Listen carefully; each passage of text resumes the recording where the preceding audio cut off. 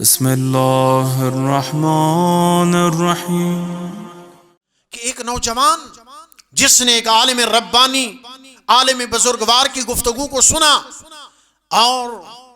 اس عظیم عالم نے نوجوانوں کو متوجہ کیا توبہ کے لیے، تزکیہ نفس کے لیے،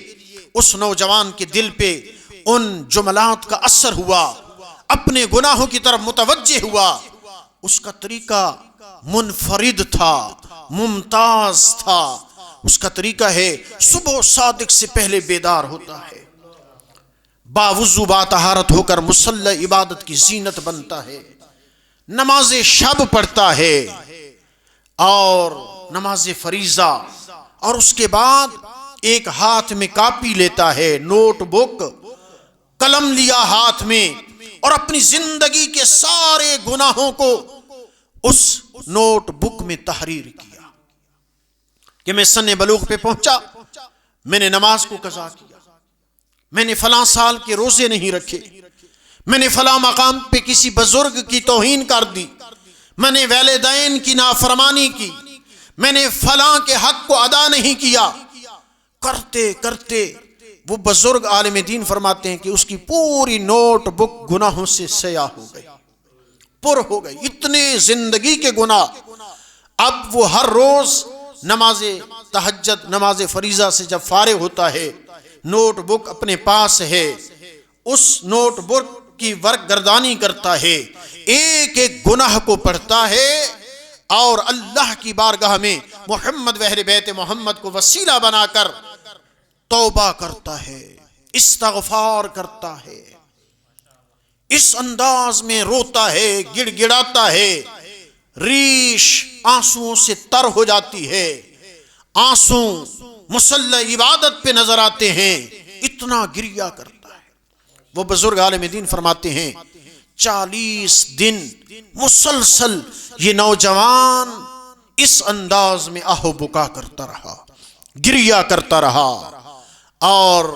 صحیح معنوں میں محمد و اہل بیت محمد کو وسیلہ بنا کر اپنے گناہوں کی معافی مانگتا رہا۔ اسی جمعہ کو میں نے عرض کیا تھا کہ اسلام میں رہبانیت جائز نہیں ہے، عبادت اور چلہ حقیقت میں مصلی عبادت پہ ہونا چاہیے، معاشرے کے اندر رہ کر ضروریات زندگی کو پورا کرتے ہوئے حسن معاشرت، لقد کان لکم فی رسول اللہ اسوۃ حسنہ کی منزل پہ فیض ہو کر اس معاشرے میں رہ کر چلہ کاٹے، اللہ کی عبادت کرے۔ یہ نہیں ہے جنگلوں میں نکل جائے، صحراؤں میں چلا جائے، قبر کے اندر گھس جائے اور دنیا سے لا تعلق ہو جائے، یہ چلہ نہیں ہے، یہ رہبانیت ہے، یہ تزکیہ نفس نہیں ہے، یہ توبہ نصوحہ نہیں ہے۔ اسی مصلی پہ بیٹھ پہ گریہ کر رہا ہے۔ وہ بزرگ عالم دین فرماتے ہیں جب 40 دن مکمل ہوئے، 41واں دن آیا، عظیم کرامت سامنے آئی، نماز تہجد، نماز فریضہ، تسبیح و تحلیل، ذکر و اذکار، اور اپنی نوٹ بک کو اٹھا کر پہلا ورق الٹا صاف ہو چکا ہے، کوئی گناہ نہیں ہے، صاف۔ دوسرا، تیسرا، چوتھا، پوری نوٹ بک کی ورگردانی کر ڈالی۔